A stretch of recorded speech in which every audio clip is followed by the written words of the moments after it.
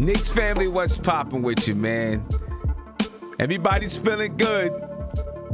The Knicks brought home a nice birthday gift for Tom Thibodeau. They blew out the Boston Celtics 105-75, ladies and gentlemen. That's a big win for the Knicks because we needed this. We needed a good win. You know what I'm saying? To get that, just to get some energy back in the building. You know what I mean?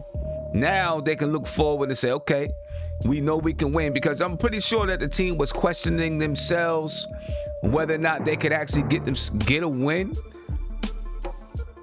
They got a win. They got a good one. And I don't care if the Boston Celtics were off. It doesn't matter to me.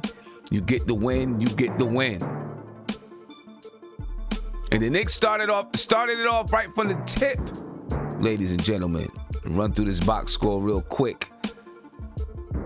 Then we'll get to the group, because I know everybody's ready to pounce. Just about everybody played well tonight, ladies and gentlemen. It was a good game for the New York Knicks. You had Reggie Bullock. He had 11 points, 7 rebounds. Julius Randle, 20 points, 12 rebounds, 4 assists, 3 steals. Still had 3 turnovers. Mitchell Robinson had 8 points and 7 rebounds. I'm a little concerned with Mitch because he's hitting the floor a lot. He's already got a frail type of body, and he's hobbled right now. He's playing it out. He's toughing it out. I got to give it to him. But he's a little bit hobbled. RJ Barrett had 19 points, 11 rebounds. Elfrid Payton, 9 points, 4 rebounds, 3 assists.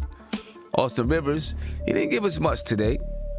Nerlens Noel, he had 5 points, some big blocks, a couple of big blocks, 4 rebounds. Manuel Quickley had 17 points, 8 assists. Kevin Knox played 15 minutes. He had 3 points. Obi Toppin finally hit double digits for the Knicks. We finally got a chance to see Obi Toppin rise just a little bit. You know what I'm saying? He had 12 points, 5 rebounds. Nice complete game from the Knicks. 1, 2, 3, 4, 5 players in double digits, as the Knicks blew out the Celtics by 30 points, ladies and gentlemen. 30 points tonight. And with the Celtics, they couldn't do much of anything. They couldn't do much of anything at all. Let me get the guys over here, see what people's feeling, and we'll go ahead and break this thing down, man. Nice win by the New York Knicks. I'm going to start off with Mark. Mark. You hear me, bro? Go ahead, man. Good Drop what win. you got. Drop what you got to say real quick. I'm gonna be right back. You got like 30 seconds. Good win. The game ball goes to Quickley. I like to see a team come back to win games on defense. This was a defensive game. They hit the zone. They was everywhere on the zone, and we played with pace. Good win. Good win after that Cleveland loss. Good win. Yeah, definitely after that Cleveland debacle. You know what I'm saying? Glad to get this one after that Cleveland debacle. Prince?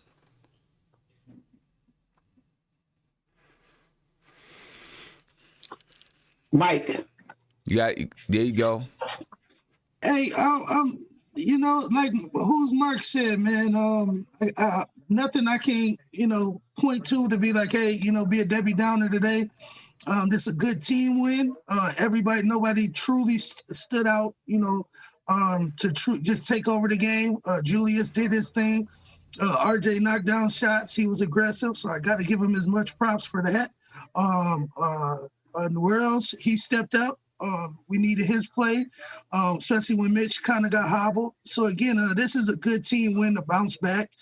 It just shows us that this is a resilient bunch, much like we said yesterday after that loss. Well, not yesterday, but the day before, is that that loss was one of those losses that could have divided us, and we've seen. With a win like tonight, 30 points, that showed us those guys are still together. They're playing for each other. Tom Thibodeau still has his thumbprint on his team. So, hey, I'm not upset. Looking forward to Orlando. I know we was kind of talking that in our post-game talk. But, again, I'm looking forward to us chopping that up, Sim, and talking more into that. Because, like you said, Sim, when we winning, Hey, I feel like we can't lose a game, but when we lose it, I don't feel like we ever gonna win again. But right now, we ain't gonna lose, baby. We winning.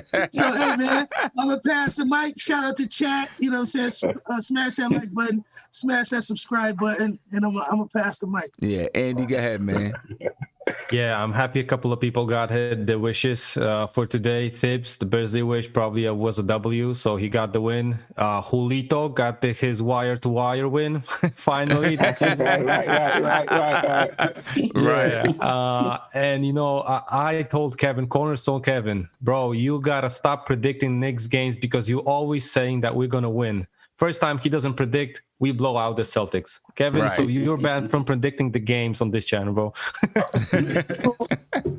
Divine. Real quick, hit that thumbs up, subscribe to the channel. Like Prince said, good Knicks win, man. One big shout out to Mitchell Robinson playing hard, competing. Big up to Mitchell Robinson.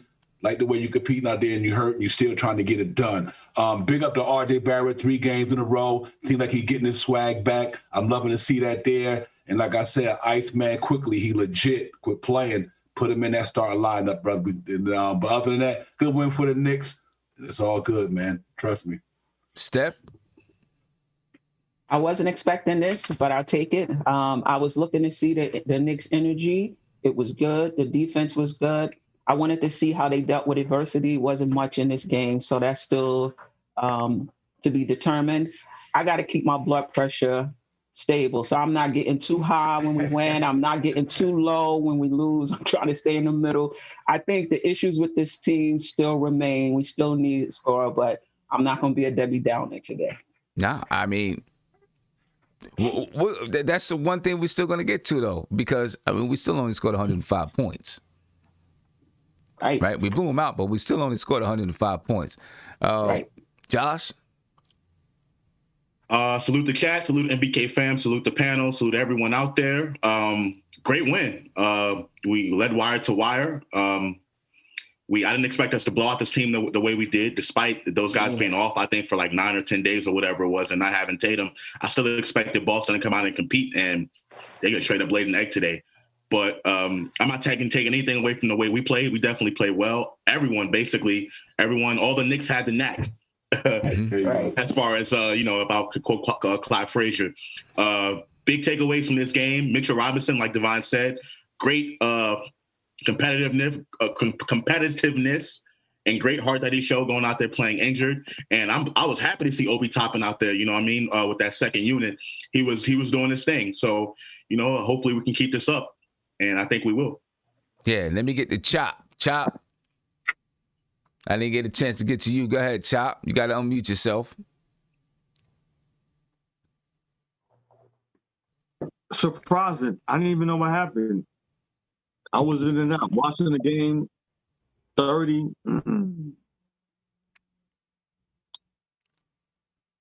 Uh-huh. I mean, yeah. I mean, what'd you say? I said it was surprising. I didn't expect this. What we was talking about earlier, like. So here's the thing, because I see Simmons Singh. Yeah, no doubt. I see Simmons Singh, right? The one thing he says right now is the rotations were great today. I think that when you win, the rotations are going to be great. When you lose, especially if you're getting beat, the rotations are not going to look great because you're looking to put together a lineup that works, right? So everything is going to be predicated on wins and losses for real. You know what I mean? If you win, oh wow, everything worked with the rotations because he got to do the rotations that he wants to do. He did the same rotations that he normally does today. I didn't see anything different today than they have been doing. Yeah. Is he talking about the defensive rotations? Or maybe he's talking about defensive rotations. Simmons Singh, if you talk about defensive rotations, I agree. Yeah, good way to point that out, Steph. He could be talking about the defensive rotations. Because if you're talking about the man rotations, the player rotations, I would say that was pretty much the same. But the defensive rotations, yeah. And if you watched the shoot around yesterday, There was one play where we had, I said it was probably the best defense to offensive possession of the year, where the Knicks just had great rotations. They moved, they rotated, then they got the rebound, perfect outlet, perfect fast break to a layup, right? That was yesterday. And then today they continued, those same type of rotations in the same play on the defensive side of the ball. Really good win from top to bottom.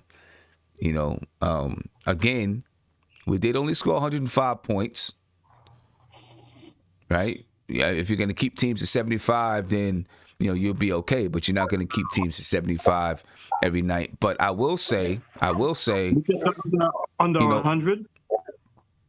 What'd you say? We kept them under 100. And listen, Mommy Steph said we might have an advantage because Tatum is out. That was big facts. I mean that's true. That's true. We had an advantage because Tatum was out. But when we played the Cleveland Cavaliers, we had an advantage because Love was out and Colin Sexton was out and Darius Garland was out and all those guys was out, and we still lost the game. You know what I mean? Yeah. It happens like that sometimes. Every team that's played the Celtics this year has had an advantage because either Kemba Walker or Jason Tatum has been out. Every team that's played them, and they still had the best team in the Eastern Conference coming into this game, even though Kemba Walker's been out the entire season. Right? So that's life in the NBA. It happens that way. And any advantage that you get, you use it. That's the bottom line. So no one's gonna go put an asterisk next to the win just because of that. Because with the same lineup that you've seen out there on the floor, they came into this game 8-3 for the most part. So it is what it is. They just beat Orlando last night. But so it's a really good win. We got to see can we carry it over. Right, back to back. Right? We play Orlando tomorrow. Yeah, we play Orlando tomorrow. Yep. So there are a few things that I want to get to. Like I said, we only scored 105 points still, but I did see a few different things that they were doing in the first quarter as far as moving the basketball, more set plays. You see some guys, cutting off the ball. We didn't always hit them for the easy buckets because Boston is playing, they play good defense. But I seen, some different actions, some actions that we haven't seen before, which is a good thing. Hopefully we can start to perfect those things. I am worried about Mitch, and if Mitch is going to be healthy, right? He came down awkwardly on his arm today. He was already limping coming into the game. I think you might need. Did you see he came on the side on his back and his arm, like his elbow or whatever? Yeah, I think you might need. I think you might need to rest him just a little bit. I would.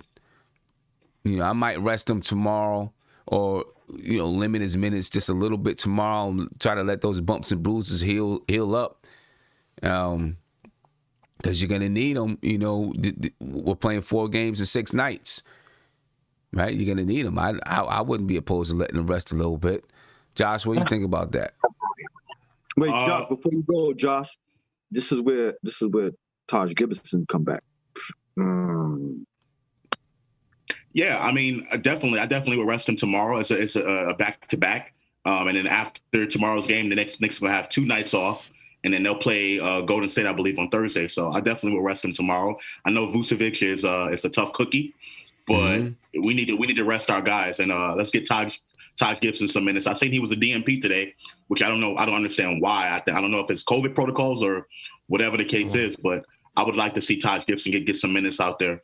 But I would definitely rest him tomorrow for sure. Yeah, because it's not going to get any easier as far as having to play aggressive. You're playing against a big guy like Vucevic. It's not going to get any easier for him. He's already hobbled. He was limping on the knee a little bit. Yeah, Devon, what do you think? Would you Would you rest him a little bit? I don't know. I mean, I think I would still play him because you might need his length a little bit, but I'd try to give him as much rest as possible. I would say, Remember, he fell on his hip like that pointer, like that hip pointer that Quickley had. Even though he's bigger, but that's like a sciatic nerve damage. If you hit your foot on your butt bone, if you will, you gotta let him relax. Yeah. Yep. Go ahead, Devon. Yeah, I would. Depending on how you feeling tomorrow, Thibs think he ain't gonna go. I guess he ain't gonna go. But if he get up tomorrow saying, before the game, he feel like he can go, I think Thibs will throw him in there. Do we need to? Like John, you and John said, no. But if he can go, Mitch is a warrior, man. I appreciate what Mitch is doing out there. So if he can go. But like you guys said, if we can rest him, I'll rest him. You know what I mean? But I have no problem if he go. A young man, he might, even though the fall looked hard from where we at. You don't know if it hurt him. He might have been like, okay, I got these muscles in me. It might have whatever. So if he's feeling good tomorrow, throw him out there. He a young man. Let him get it, man. Mitch, big up to Mitchell Robinson right now. Big up to the chat. Y'all hit that thumbs up and the like button, subscribe button. But yeah, I like to see Mitch. If he can't go, I'm like you and Josh. Sit him down. No big deal. Yeah, and we'll see. I think he probably will go. You know what I mean? He's gonna want to be out there with his guys and try to spur on and win. I'm gonna tell you one thing. I had to watch the game through NBA TV, and Brian Scalabrine was getting on my nerves. Right, bro. Brian Scalabrine, I was from the tip, right from the beginning. This man was getting on my nerves right from the beginning. He said, "Oh, Mitchell Robinson. I know this goes against belief, but I don't think he's that great of a defender. He can't guard in the screen and roll. If I was the Celtics, I'd go at him all game long, and then." The next possession, I think Reggie Bullock and Julius Randle were, doing a little two-man game. He was like, look at this. This is terrible. This is horrible basketball. I was like, yo, Brian Scalabrine's getting on my nerves, man. This guy never won nothing or did anything. You know what I'm saying? Go ahead, Mark. Boston don't like New York people, and New York don't like Boston people. Yeah, I know that, but still, I mean, listen, he knew he was on a nationally televised game. He knew what he was doing, and he knew that there was a lot of New York people watching. Boston's like that all the time. I know that. I know that. I know they're like that, but what I'm saying is he knew that he was on a nationally televised broadcast and that there was going to be a lot of Knicks fans watching, so he was trying to get under people's skin, and he definitely got under mine. That's why I was like, yo, we got to blow it. I was like, we got to win this game. We had to win the game, man. He was talking that garbage. We had to win the game, and we did that. What'd you say? Mitch was better than Brian Scalabrine. I don't know why he's talking. Right. He definitely better than Brian Scalabrine, man. Definitely better than Brian Scalabrine. Brian Scalabrine was he was trash. He was garbage. He didn't do anything. Man, that boy only had 4 points. Lucky at best. How about that's better? Lucky. He was lucky at best. Right. Something that I did notice. Nicknames to stay in the league. Yeah, something that I did notice, and Andy, I'm gonna come to you on this. And maybe some other teams might notice as well. When Marcus Smart in the fourth quarter, when Marcus Smart was on Quickley, he really kind of had him bottled up a little bit. You know what I'm saying? And Quickley struggled with some of that defensive pressure. And, we'll see if other teams begin to recognize that. Every team doesn't have a Marcus Smart on their team. You know what I mean? But, Quickley was bottled up just a little bit in that fourth quarter. The Knicks were up 25 points, and I think the Celtics were trying to push a run, and they had Marcus Smart on Quickley, and he was having a hard time dribbling the basketball or even getting past Marcus Smart. We'll see if other teams look at that and say, try to put somebody aggressive and tough on them and push up on them and see if that bothers him. But it was for a stretch there, about 4 or 5 minutes, it was a tough goal for him. Andy, what do you? I don't know if you saw the same thing or not. Yeah, I noticed that, and I was thinking about this before the game even, because I know that Smart, he's a great defender, but he's also a really strong dude. you saw him, in previous seasons posting up KP, and even we saw him posting up Julius Randle this game. So he's a really strong in the core, player. And I think Quickley needs to get his weight up to the NBA standards, because we know he's a skinny dude at this point. But if he's gonna go even versus bigger and stronger guards, then they have to have they have to be slower footed. Like the speed doesn't have to be there. If Quickley is gonna go versus them, if they're gonna be fast and stronger, Quickley's gonna have a problem with those guys. Yeah. The good thing is that there's not that many Marcus Smarts in the league. Exactly. That's the good thing, right? It's only it's only so many guys like Marcus Smart in the league, but and probably most teams are not going to focus on and Quickley putting their best defender on him, right? And this game they saw, that's why it was only in the fourth quarter, because they were seeing the whole game he was butchering their defense. So they threw Smart at as like you said, as last run, last chance. So they threw Smart at him, but I don't think they're gonna use their best defender versus Quickley.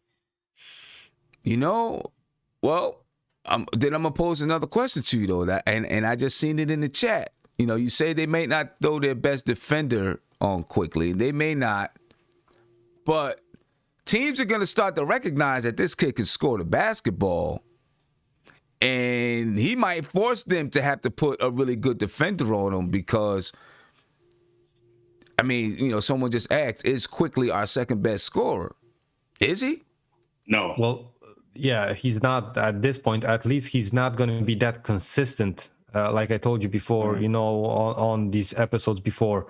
I understand Rookie is a great player. He might be really a great player for us.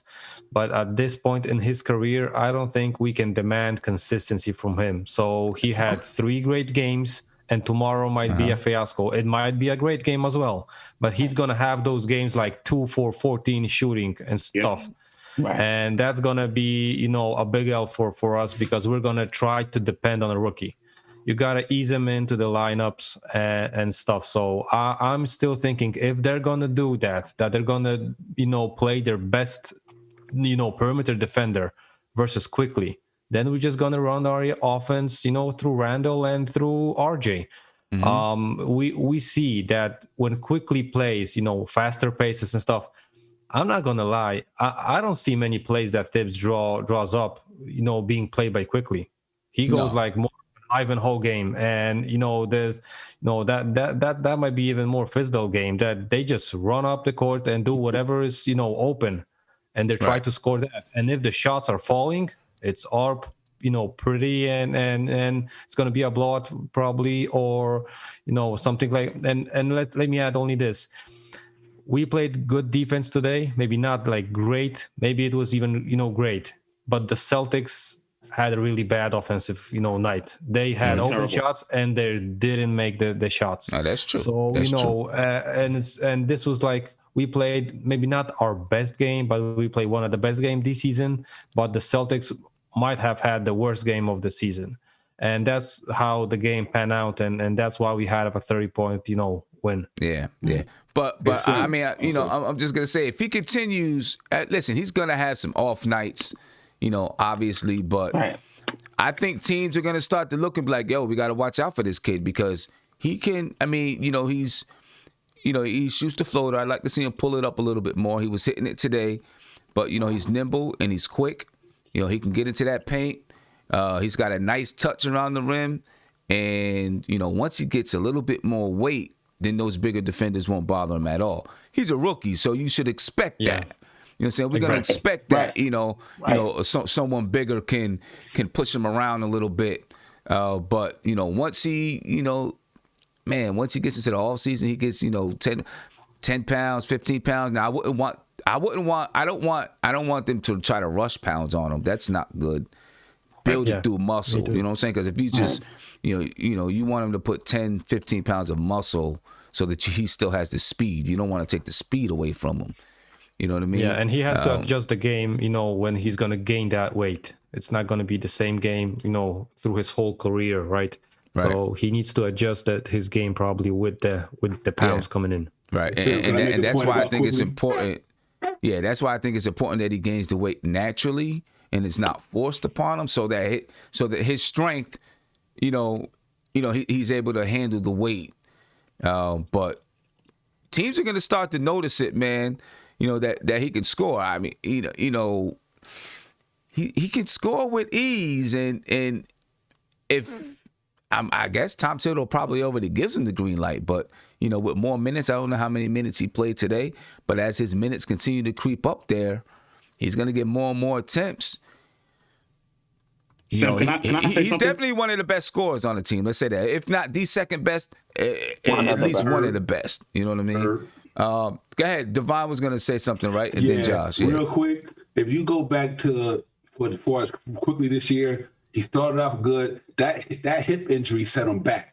So when he came off the hip injury, it was cool that he had a slump.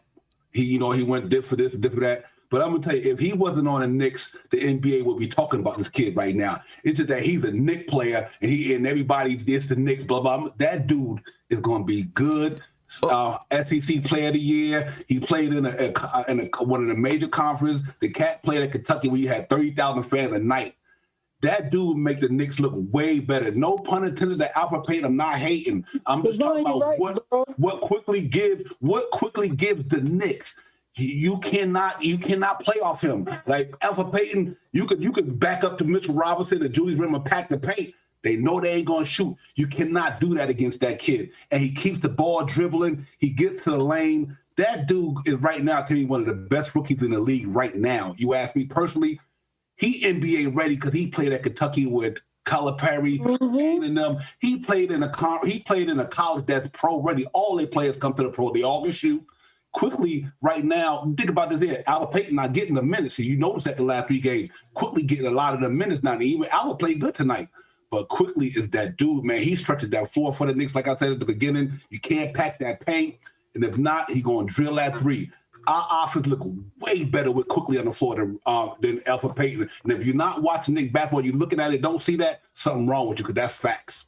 That's facts. I agree, but he's going to be up and down as any rookie is. Yeah, that's fine. That's fine. So my thing is, and Clyde and Mike Breen were talking about it earlier on in the game because a lot of people are like, oh, we should start Quickley, But then Clyde Frazier came and he's absolutely right. Both of those guys, both Quickley and Payton, have been shooting inconsistent this season. Both of them. Now, I get it. I definitely understand that Quickley, when he's on the floor, the Knicks just have a spark. But I would rather see that with him coming off the bench. I think he's better in that role right now than being a starting point guard. Emmanuel Quickley's not a starting point guard yet. He is not a starting point guard yet. Now, he wasn't even drafted to be a point guard. He's a combo guard. I think if you put Emmanuel Quickley in the starting lineup, he's better in the off-ball role. As that off ball, not handling the ball, not with Randle on the court. But as far as what Elfrid Payton brings to his team, I think he's better as the point guard with the younger guys, not with that veteran unit out there. I think in his current role right now, he's perfect for what he does right now. But I don't think we should put him as a starter right now. The Knicks still need to go out and get a starting point guard because Elfrid Payton ain't it. But at the same time, as far as starting point guards are concerned, Elfrid Payton is probably the go-to guy for starting point guard. That's what Thibodeau thinks. Elfrid Payton is a starting point guard. I don't think Emmanuel Quickley is a starting point guard yet. That's what I'm saying. I don't think Are you saying it, Josh, because he doesn't mix with the other guys or just in general? Yes. I'm saying it because of as far as the collection of talent that the Knicks have, as far as Randle and Bullock and all those guys. I think Emmanuel Quickley plays better with Obi and Knox and all those guys coming off the bench rather than a starting unit. But because of the collection of talent. You got to notice this here, Josh. Quickley is playing with the starting. Payton ain't getting the minutes now. Once Quickley come in, he played good with Randle. Listen, basketball is basketball. You gotta have a shooter. Quickley had 18 and 9 assists, 8 assists today. Listen, people don't understand this. He came into Kentucky as a point guard. Calipari put him at the off guard for that 1 year. Prior to him coming to college, he came in as a point guard. He showed tonight 18 and 7. I mean, he came in that point. Majority of his assists came with those younger guys. But it doesn't matter. He's still a point guard, though. He's still a point guard. But it's the point. The point I think that what he's saying is the assist came, when he was playing with Obi Toppin, Kevin Knox, Nerlens Noel, Austin Rivers on the floor, as opposed to playing with Julius Randle, Reggie Bullock, R.J. Barrett, and Mitchell Robinson. Because I agree that I think you mitigate his productiveness by being in that starting lineup because he's not going to have the ball in his hands as much. Exactly. Right? He has the ball in his hands majority of the time when he's with Obi and Knox and those young guys, and then sometimes RJ comes out there, which allows him to step all the way out, spread the floor, get a screen from Mitchell or Nerlens Noel, get to that free throw line and launch it up. When he's with that starting group, he's still getting the ball to Julius Randle. He gets some shots off, but he's still getting the ball to Julius Randle or RJ because that's what he has to do. And that's not a knock on Quickley. That's not a knock on Quickley. Right. That's not a knock on Quickley. The pecking order. That's a point guard. That's a point guard. That's what he's supposed to do. I know, but what we're saying, what I'm saying is that he's more productive.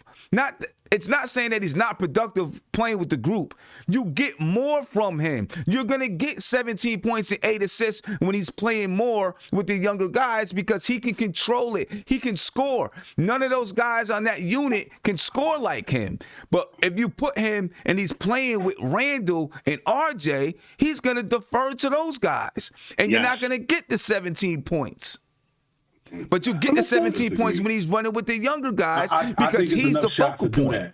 In the game, I think it's enough shots to do that. You know what I mean? Because, I get what you're saying because you want to have Quickley on there just because he keeps the defense honest other than Elfrid Payton. I understand that point. I don't like when Quickley plays with Randle. This is what I've seen, is that the way how he plays with the young guys, the spacing is better for him than when Randle's on the floor.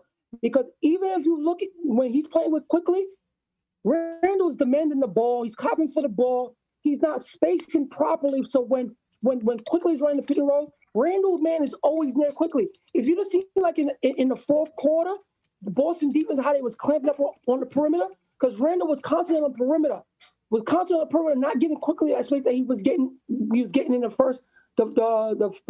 first half. So the reason why he was scoring while we got up there, he was free. He was able to score freely. Well, they put a better defender on him. They put a better defender on him in the second half. In the first half, they had the other rookie on him in the first half. In the second half, they put Marcus Smart on him. I'm talking about the fourth quarter of what I saw in specific moments where I don't want him to play with Randle. It is when Randle's on the perimeter, when Quickley's on the perimeter. Randle should never be on the perimeter when he's on the perimeter. Because Randle's man is always near the point guard. Because Randle's always asking for the ball. You can go back and watch that fourth quarter and see what I'm talking about. I wish I could show you. Actually, I watched the fourth quarter. Randle was giving the ball too quickly in the fourth quarter. And Randle was going over to the wing, and he was giving the ball too quickly. Normally, but this is what I'm saying. Hold up. This is what I'm saying. It's always the offense runs with Randle setting a screen, either Randle or Mitch setting a screen for the point guard, and then that point guard looks for Randle either to roll or to pop. When Quickley is out there with the younger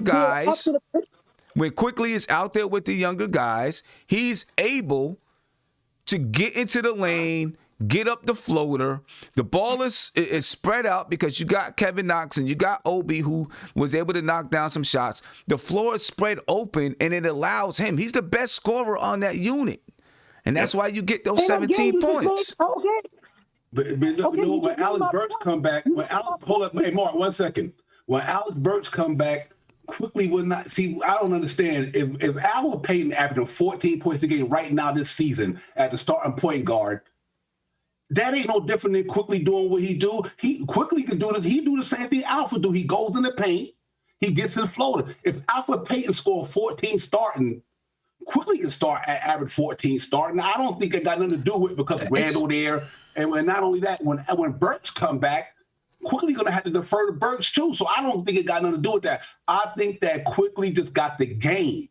Just when you pack Randall in there, he's going to get his shot because Randall going to throw it back. I don't think it's about. It's not about Quickley's game. It's about who he works well with the best. That's what I'm trying to say. It's not about his game. He has game. He can play basketball. You know, pretty soon he's going to be mentioned in that rookie ladder. I can guarantee it. He's going to be in that rookie ladder. I don't think it's about his game. It's about which lineup he works the best with, in my opinion. Takes more shots. And he takes more shots than Peyton right now in that second unit. Yeah, so putting him in that starting lineup, basically it hampers him a little bit. You're taking the ball out of his hand. You take shots away from him. Believe it or not, that's going to happen. You know what I mean? That's what I don't understand, because we talking about Tom Thibodeau going to start that boy. Quickly can't go through his career like, listen, man, I want to be a starter in the league.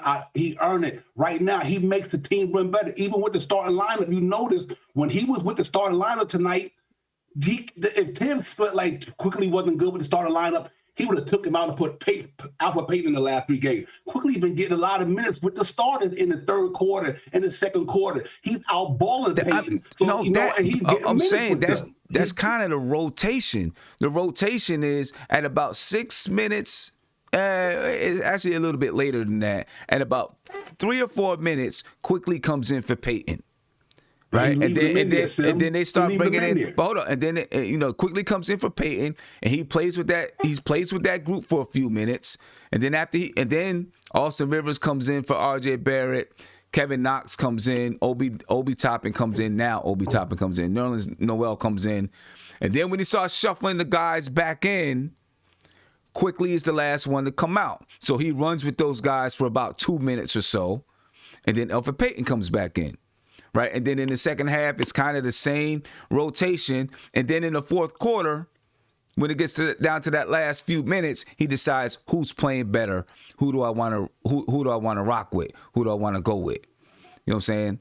I mean, I don't know. I just think him playing with those young guys benefits him more than him playing with those other guys, because he's gonna naturally defer more. I think it benefits him playing. Now, when you get, maybe next year or maybe even another year, you know what I'm saying? He has a little bit more respect out there on the floor. And I'm not saying respect as far as his game. I'm just saying as far as him being in the league and those type of things, then it grows and it changes. Because now, then you're going to end up bringing Elfrid Payton and Austin Rivers in with Obi Toppin and Kevin Knox. And I don't think that works at all. Nope. I don't think that works. I think that will be a terrible look on the floor. Elfrid Payton, Austin Rivers with Obi Toppin, Kevin Knox, and Nerlens Noel. I think that'll be a terrible look on the floor. I don't think that'll be the case with Alex Burks. Alex Burks, that's what people forgetting. When Alex Burks come back, you got to change that lineup, because Alex Burks is a scorer. I mean, so but that's why I like that, though. You know what I mean? But right now, Alex Burks ain't here. But so we got to think about the future, though.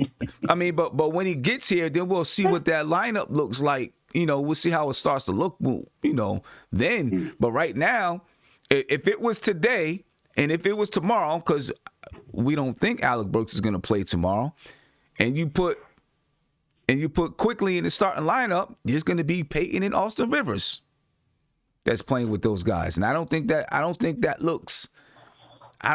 be a good looking lineup. I think that'll be a terrible lineup, to be honest with you.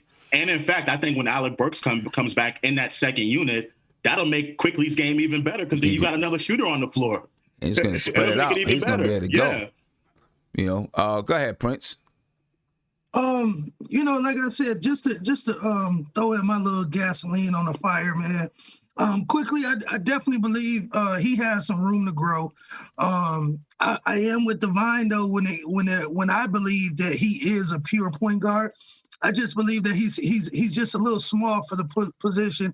And again, like everybody, if you listen, that's what Coach Cal did say, that, Quickley's played point guard all his life. He just made a sacrifice for them to play the shooting guard because he was a better shooter than any of the guards, Maxey or the other kid. He was a way better shooter than either one of them. But again, it just diversifies. It just makes him a better player too. I don't think, just because you're not chimed a prototypical point guard don't mean that you can play point guard. So again, the kid will learn. He'll get his shots. I think, like you said, Sim, that's what, I'm saying? Like, that's why I love our panel. Everybody gives great takes. That's one thing that I do respect about you, Sim, is that, like you said, we do have to have some consistency somewhere. And honestly, as much as we hate it and it does look like trash, Elfrid Payton is the starting point guard. We're not saying he's the best point guard that we can have, right, but what he brings to the table as far as that starting point guard for us, working with Julius and that older veteran crew, like Sim said, and I watched it, I remember it was like first or second quarter, we had Elfrid Payton himself could have had a fast break. It was like a 3-on-1, 3-on-2. And the dude literally slowed it up himself. So again, like, we can't blame Tom for this. Like, that is how, like Sim said too, it's just a difference of play. And that's a good thing for us. You got the slow, methodical, half court, guys who, again, may take a shot 6-8 seconds into the shot clock. And then you got the young guys in the second group who going to come in and they're going to push the pace. And we start an offense at, 17, 18 seconds. So it's just a little difference in play. But again, I think it helps our team out. And the reason why Tom Thibodeau has those guards playing the way that he does. And like we see, listen to what the man said. Don't worry about who I start. Worry about who I finish the game with. Yep. And he's finishing the game with Emmanuel Quickley. So again, as long as Quick keep playing those good minutes for us, he stays healthy. He makes, keeps himself out of trouble. Like Sim said, I am starting to notice that one of his reasons for not probably being a starting point guard is his defensive effectiveness. He does get beat, guys, a lot. He's a liability. He's a bit of a liability on defense. Yeah, I seen T cook him a couple times. I seen the Austin Pritchard kid, cook him a couple times. So, he has some room to grow. So again, as long as we know that we got a guy that can play, that's what matters. Everything else behind that, we'll watch him grow after that. But, I'm just happy to see that we pulled out this win. Quickly give him another year and 10 pounds, y'all. And like I said, he'll be a total different player. But again, we're not saying he is the savior for New York. But again, as far as right now and going forward, he's here. And until we get another point guard, we're just going to have to wait for him to put them 10, 15 pounds of muscle mass on. And that's just and we need a point guard. Great take. Yeah. Sorry. I want to ask the panel. So, what was the difference maker in tonight's game? I mean, we won by 30. We won by 30. I don't think there was one particular thing. That was a surprise. I know you, John Kellerman. I know you. That's a surprise. But difference maker for tonight's game. I mean, if I could be Captain Obvious, obviously we made shots. They didn't for the big thing. But again, like Sim said earlier too, I seen a great I seen that great resiliency that we've shown earlier, like even when we didn't know that we was going to start knocking shots down, we played with that brand of basketball that we cared about each other.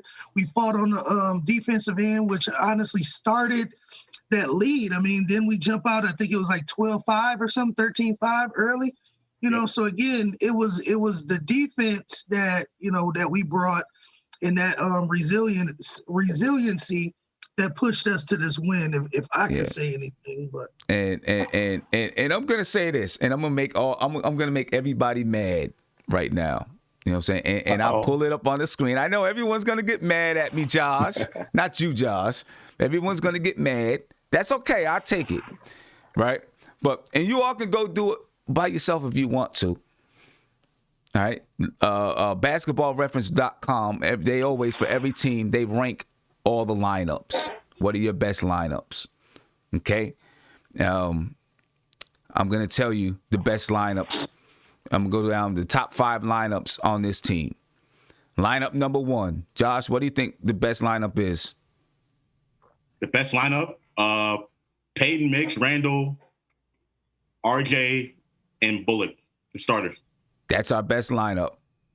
And this is by taking everything, putting it together, that's our best lineup. Our lineup number 2 is Barrett, Peyton, Randall, Rivers, Robinson. Lineup number 3 so far this season is Barrett, Knox, Noel, Quickley, Rivers.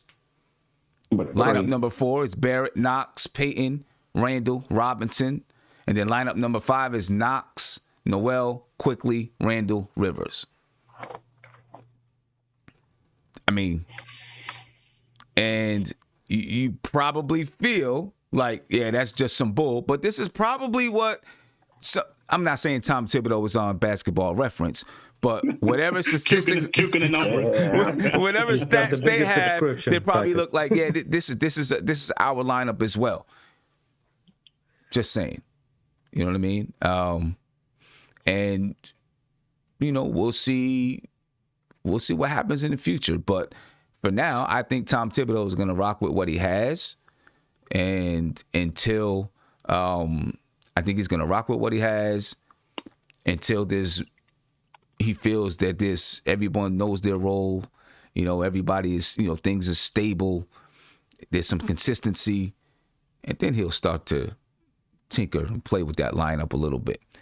You know? Because keep in mind, Thibs was doing analytics before his analytics. He's not married. He's married to the game. He goes home. I don't know if he drinks beer, but looking at his stomach, he probably pop open that 6-pack. Put the game on. He watching it to 2, 3 o'clock in the morning.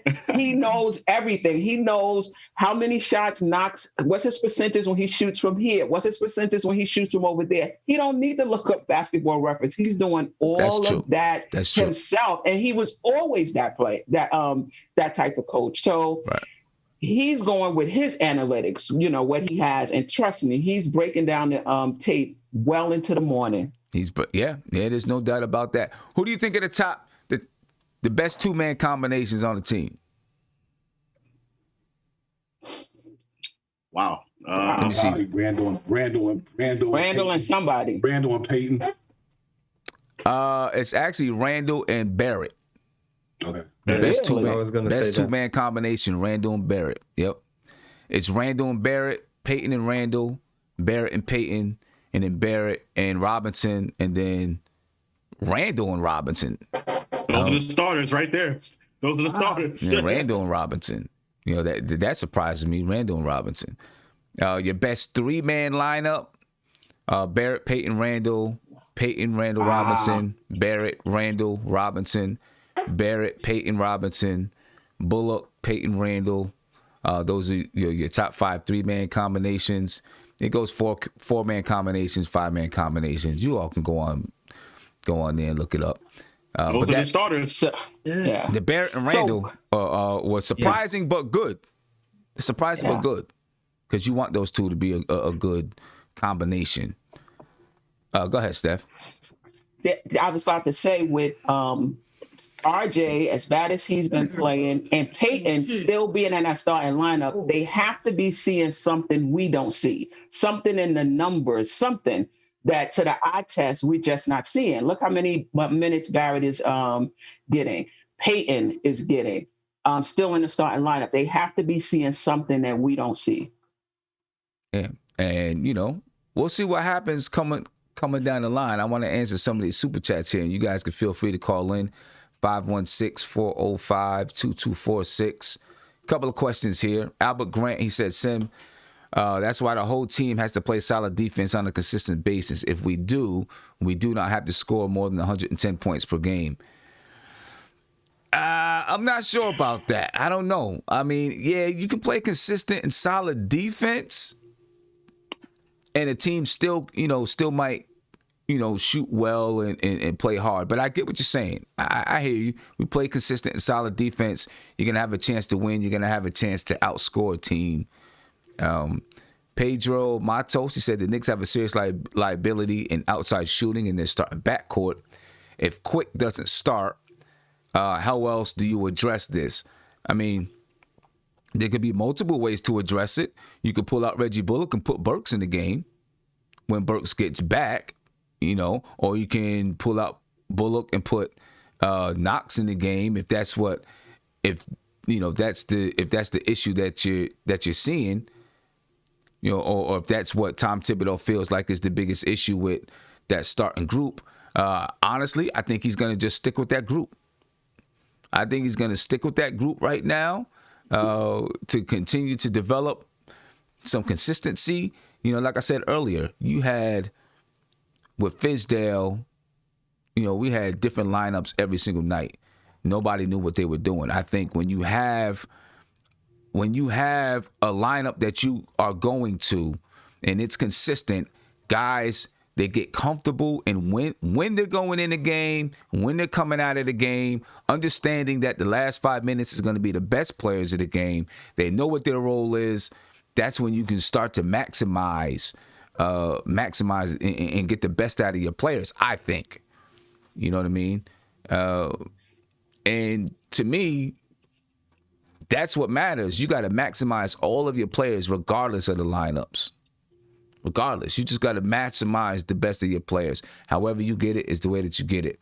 Albert Grant, he said, quickly spark off the bench is contagious, and it will turn into a full-out infernal forest fire. Believe me. Yeah, I mean, it is. You know what I'm saying? He comes in, he's a nice spark. HH, he said, good win today. Thank you for the super chat, by the way. He said, it was evident today that everything starts with the defense for this team. Yeah, definitely. No doubt about it. If we can play consistent defense and we can keep it there, we'll be fine. Looking at some of the numbers for today, well, we looked at the box score, but just some of the statistics. Of course, the game was 105-75. The Knicks out-rebounded the Celtics 53-43. Knicks still only had 22 assists on the night, 15 assists for the Celtics, 11 steals for the Knicks, 7 blocks. Celtics had 10 steals, 2 blocks. Knicks had 16 turnovers to 17 for the Celtics. The Knicks shot 47.5% from the field. They shot 38.7% from 3. They were 81% from the free throw line. And the Celtics, they shot terribly, 29.8% from the field. That's bad. They shot 15.2% from 3. That's terrible. They shot 62% from the free throw line. The Celtics were just off the entire night. Points in the paint, the Knicks had 48 points in the paint, the Celtics 32. The Knicks had 17 second chance points on the night. Still only 7 assists for the Knicks. I mean, I'm not 7 assists, 7 fast break points. Still only 7 fast break points. So for as much as we talk about that second unit can push the line up a little bit, we're still not getting fast break points. Still not getting them. We gotta be able to create, like, really get steals. We had 11 steals today. Now, you're playing a team in Boston who is a good defensive team, so they're gonna be able to get back on defense, and cut off those transition buckets. 7 fast break points. I don't know if that's gonna change at all this season for real. The Knicks were led again by Julius Randle. Jaylen Brown had 25. Randle had 12 rebounds. Daniel Tice, who did not start, I thought he was going to start, had 7 rebounds. Quickley had 8 assists. Kemba Walker had 4. Nerlens Noel led the Knicks with blocks and 2. And Peyton Pritchard led the Celtics with 2 blocks today. So overall, really good win for the New York Knicks, man. And now we move on to the Orlando Magic. And, let's talk briefly about that. Chop, I'm going to start with you. I want to know, what do you think about this game going into Orlando? Or actually, Orlando's coming to us. Right. And we at home. I think we need to keep that momentum, but I have to also say that I think Andy predicted what happened this afternoon. Mm-hmm. And then I want to let you guys know, I hope everybody is safe. Yes. Safe, brother. Indeed. Feeling good. Say that again? Your family, everybody. You heard? Because last year, right? Started. The year before that, Martin Luther King Day, it was like very cold. I had to go meet Sim. He was in Madison Square Garden. He had the sweets. You understand? Uh-huh. Yeah, man. I remember that. Yeah, I know what you're talking about. I remember that. Right. This is a big community here, and God bless all you guys, man. And this is dope. This is great. Andy from Poland. This is a community here. The OG right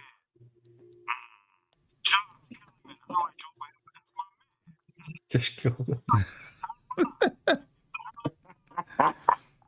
We lost your sound, Chop. We lost your sound. Andy, talk to me about tomorrow's game versus Orlando. Yeah, like I said previously, I think the Magic, they're too good of a team. They got that chemistry built over years. They lost, the Fultz, but I think Cole Anthony is gonna have a good game also because he fits with the rest of the starting five. And the biggest problem for us is gonna be the center Vucevic. He's gonna take out our centers to the 3-point line because he's taking those shots and he's making them. And believe me, I know what I'm talking about. I always got Vucevic on my fantasy, teams. So I was watching him for years now. And that's going to be a problem because if we don't have our big guys, in the paint, we're going to be weaker on rebounding. And we're not, one of the best rebounding teams in the league. So that's going to be, something. And they also have Ross. They have a couple of guys that can score in bunches. So I think, if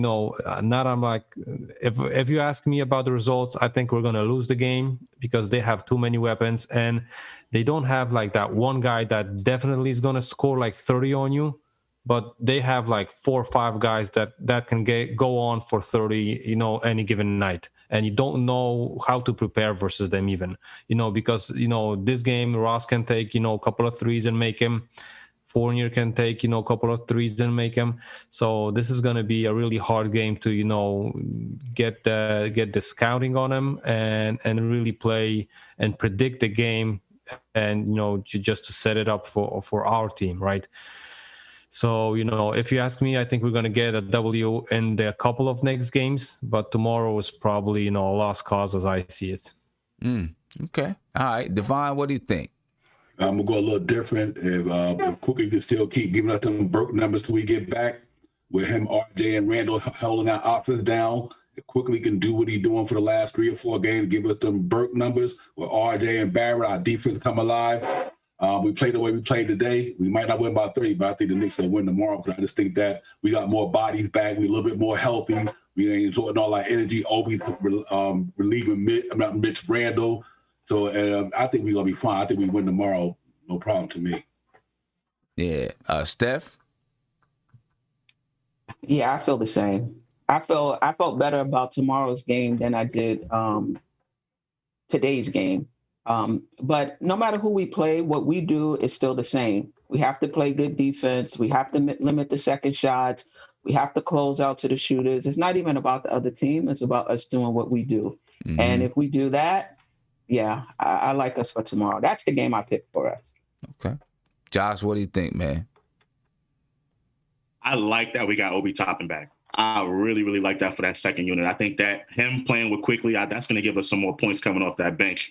And I was listening to you guys earlier in the pregame, and you guys were saying 2-4 and 3-3 the next 6 games. I think it's going to be 4-2. I think we beat. Okay. I think we can beat Orlando. I think we can beat Golden State. They're definitely not the same team. And we can definitely beat the Jazz. So yeah, I think the Knicks win tomorrow. It's not going to be easy. But I think if everything comes together like Devon was saying, I think we can pull it out. All right. I know Orlando right now, and I'm coming to you in a second, Prince. Orlando, they're on a 5-game losing streak. So they're gonna be desperate to try to get a win. You know what I'm saying? So they're gonna come out in desperation mode, just the same way that we came out today, right? Trying to get that win. And I believe we play at 12 o'clock tomorrow too, right? Yeah, early day, matinee. Yeah, early game, right? Yeah. So, Orlando. I don't know if they were in Boston last night. They must have been in Boston, I think. They lost. So they didn't have to travel back. Wasn't it Brooklyn? Wasn't it Brooklyn? I thought it was Brooklyn last day. That's right. They played Brooklyn last night. Yeah. Oh, yeah. So they're in New York, quarantining in their hotel, and which I guess makes it easy for them. They don't have the wear and tear in their body from travel. Mulling over this 5-game losing streak, and they're gonna come in.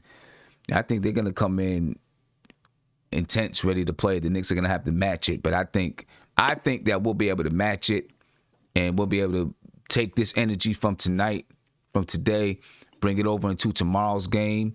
I do think Quickley is gonna show up again, and I'm hoping that Obi Toppin will, I'm hoping that Quickley and Obi Toppin can develop a nice chemistry together, because we need someone to get I don't like seeing Obi trying to post up over there. That's not what he needs to do right now. We need someone to get him the ball on the screen and roll, let him get up in the air like we seen today. It was just one play, but I was excited for that play because I felt like that was the first screen and roll where we was able to see Obi Toppin elevate. And I think him and Quickley, because Quickley does have that floater and Quickley can spread the floor, him and Obi, they should be able to have a nice two-man game going in that screen and roll. And so I'm looking forward to seeing that flourish a little bit. And I'd like to see it flourish a little bit tomorrow. Prince? Tomorrow, definitely look forward to us bringing the same intensity, man. Much like you said, I think Quick definitely keeps his his shooting going. Definitely RJ, hopefully he brings with the same noise. As you guys kind of schooled me about Vucevic, that's going to be a big test for us tomorrow, especially if Mitch don't bounce back. But like you say, Sam, and like everybody said, man, that he a 20-year-old kid, so hopefully he should be able to bounce back tomorrow and come back and help us play. And knowing Mitch, he gonna want to fight. Much like Uncle Fulio was saying too, big up what he was saying. Obi's minutes off the bench are needed and wanted. We can definitely use him on the rebounding and just giving Julius a spell so he's a little bit more fresher when he comes back in. But I think like we've been saying, guys, I think over the next 5 to 10 games, we'll see this team truly start to gel and become the team that we really thought they was. We still don't have Burks back. Still ain't seen what Frank look like on the court. So again, I still think, that this team has a lot more to grow through and, to show up and become. So again, tomorrow I look for us pulling out another W. I think we up to the task. I think we've seen what it feels like to be in the cellar and be the old Knicks, and then we seen what it feels like to be the new Knicks and win games and pull games out. And I think we feel a lot better when we play like the new Knicks. Yeah, no doubt about that, man. Tomorrow I will be on. Let me see. The game starts at 12. I'll be on at 11 tomorrow. To start, do a game preview. So, make sure you check us out tomorrow at 11. So clearly, it's not gonna be a shoot around tomorrow, guys. So we walk through, right? So we're not doing the shoot around tomorrow. We're just doing a game preview. But we'll do a shoot around on Tuesday morning. After hopefully the Knicks get that win. So it should be good. So make sure you check me tomorrow, 11 a.m. You'll get a notification soon for tomorrow's game. And I want to go around and get some last words from everybody. And I'm going to start with Chop. Excuse me. I'm going to start with Chop. Some last words, man, before we get out of here. Yo, salute to the panel. Mommy Steph, love you. This is an anniversary. I don't think y'all really understand. This is like 4 years of Sim. Tomorrow marks. That's what I gotta say. All right. Right. All right. This is MBK anniversary. Andy? Y'all better salute him. I appreciate you, bro. I appreciate you, man. Andy? Yeah, I'm happy to be back, and I'm happy to be watching games like you guys. I feel more like, being an American here, watching the games at 6, at 7. I don't gotta cut my vine, to watch the next game. So that's great for me. I don't know when's the next game after the Orlando game that I'm going to be watching, no at normal time, but I'm happy to be back and happy to be on the channel. And I'm going with Chop Sim. Shout out to you. If it's tomorrow, the 4-year anniversary, then happy anniversary, bro. I don't know. I don't even know when it's. I have no idea when I first started going live and stuff like that. I'd have to go all the way back and check out my first video. I have no clue. You know what I'm saying? No clue. Devon? Real quick, Andy, West Coast game. What time when you watching West Coast game? What time is it over there? They start at 4 a.m. Oh, my goodness. Damn. Woo! Well, big up to the chat, man. Big up to the panel. Hit that thumbs up for Nothing But Knicks, man. That's why this station is so great, because we got great debate. You know what I mean? That's right. We got intelligent people with difference of opinion, but it's all love. You know what I mean? We want the same thing. We want the Knicks to be good. But anyway, tomorrow, like I said, if I think we could pull that out. Much as I love Vucevic's offense game, his defense game is terrible. So we got to let Mitch and his boy do his thing. We got to combat his offense with making him play some tough defense on our boys too. But I think that Markelle Fultz injury kind of put them in the world spin, man. They lost 5 since that brother went down. And they ain't been the same in Orlando without him, because he was that spark. He was like that Quickley. He was a spark for them dudes. And I just think that we're going to go in there with this win and get another one. I just think that last year I would have said, okay, we lost 1. We lost 5 in a row. We might lose 10. That was last year. This year we lost 5. We broke that losing streak. Now we trying to get back on another one. So I think we can do this tomorrow. I'm happy about it. Yeah, and one thing that I forgot to bring up that I did want to bring up, it felt good to see that this team, could take a 5-game losing streak on the chin and still be able to just be focused. You know what I'm saying? And not just melt away. We'll see what happens as we go forward. But in the past, a 5-game losing streak, easily turned to 7 to 10 to 12. You know what I mean? So they've been able to, cut this one short. Let's see if we can. It's going to feel and look even better if we can string together a couple of wins, or go into a couple of, win 4 of the next 5 or something like that. And then you really know about this team's resilience. But for them to still come out, and I guess I want to say, have the desperation, be able to come out and play with the desperation. You know what I'm saying? Because a team can lose 5 straight and they still don't come out with that desperation, and they just look terrible. They look like they don't have energy. They look like, damn, now we're playing the ball. We just lost to the Cavs, who were depleted. Now we're playing the Celtics, and Kemba's coming back. Right. And just look depleted and done. But no, they had that desperation, and that's exactly what you need. Because I think this team, while none of us do, I think those guys have some expectations for themselves. I really do. You know what I'm saying? And the only way, because when you come out with that kind of desperation, that means, you have that, you feel like we're supposed to be here, so we need to come out desperate and play. That was one thing with Fizdale. They kind of started, well, I guess we heard later on that, in the locker room, they gave him some expectations, but I always felt like if your expectations for that team is that they're going to lose, they're not going to come out and play with any kind of desperation after they're on a 5-game losing streak. They don't care. You know what I'm saying? So what would be the purpose of having having any kind of desperation? When a team expects to win or has some expectations of themselves and they're falling below those expectations, you come out with some desperation. You know what I'm saying? And those are the type of things that I'm glad we seen it today, and hopefully it continues. Steph, you want to come in and talk about your you want to come in with your how you feel about next week or next Orlando tomorrow night?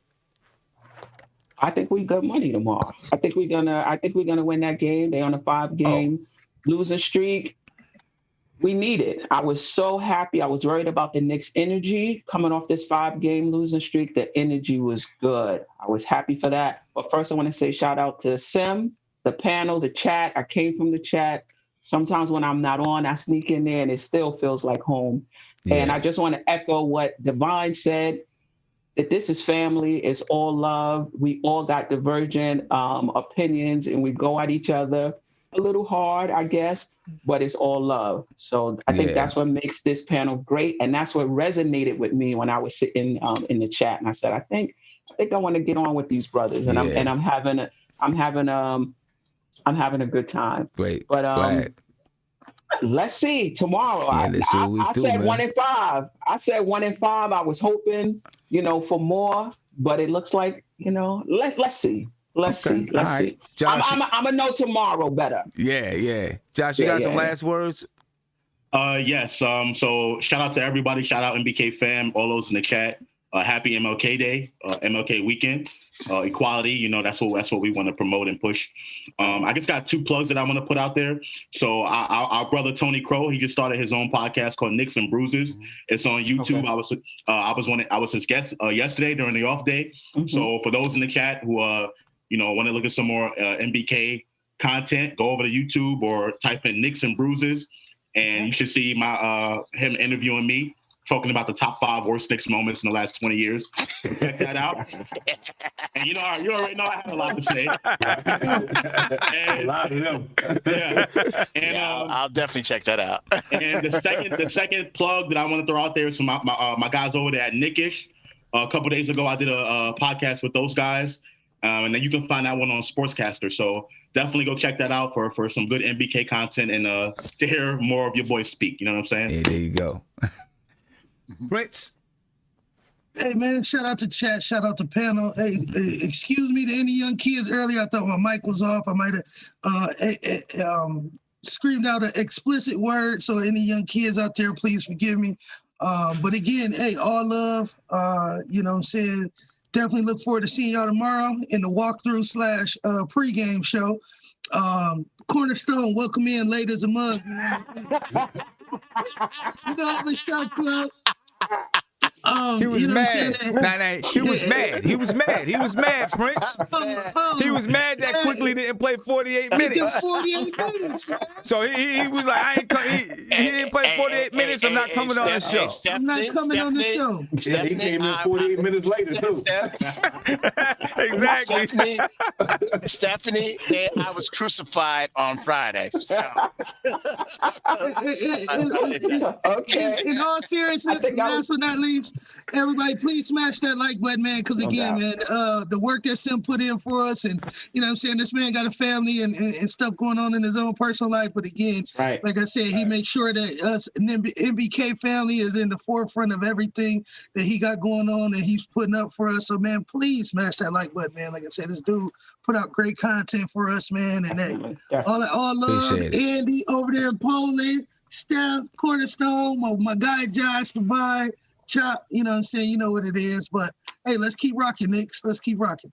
Yeah, and so Kev, man, I know you want to get your 48 seconds in, man. Get your 48 seconds in, bro. Yeah, man. Hey, I had to do that family thing today a little bit, so I had to spend some time. So you missed the game? No, I saw the game. I was lucky to see the game, you know.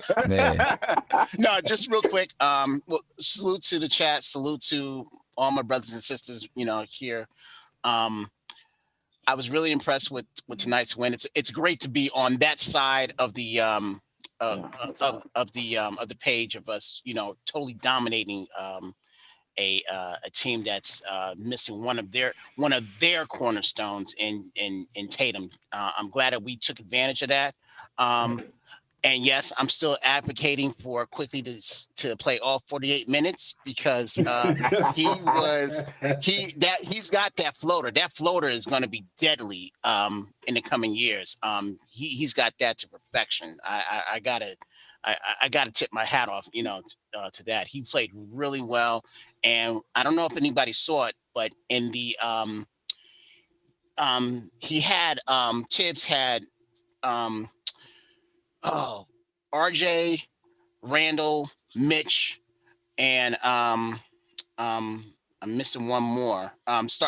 Bullock with Quickley out there. So we might in the coming, days, we might see Quickley moved into that starting lineup. I didn't get a chance to hear what y'all, that was a hot one. To that.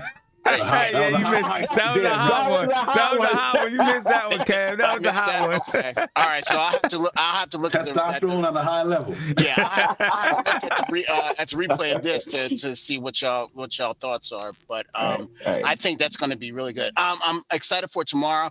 we have. Oh, one more thing. Pause. Cornerstone, don't predict the No, I'm not predicting. result, bro. I will not. I promise I will not. I just look for a really good game.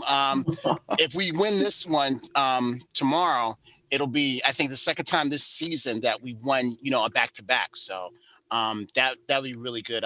We rarely win back-to-backs in season. And also, usually on a matinee like this, usually we're the ones that coming out flat. So I know, man. We talked about that. Yeah. So it's really good that we we came out the way we did. And again, it's just the mind thinking of Thibs. And happy birthday to Thibs. He's 13 years older than me. So that's happy birthday to him. That was a good.